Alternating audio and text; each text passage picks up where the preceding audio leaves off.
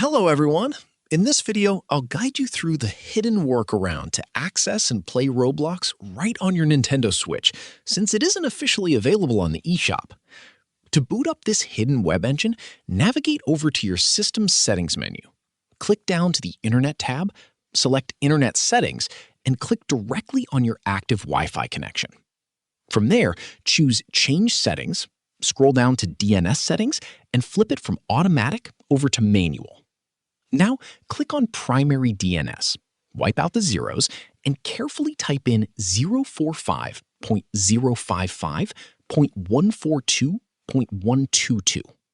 Save these updated settings and hit Connect to this network, waiting a brief moment for the connection test to intentionally fail. Click Next on the pop-up prompt to launch the secret Switchbrew browser gateway. Select the Google link option and search for the official Roblox website. Simply log right into your profile, load up your favorite user experiences, and start playing on the go. When you want to play standard Nintendo games online again, just head straight back into your Wi-Fi settings and flip that DNS toggle right back to automatic. Subscribe to the channel for more videos.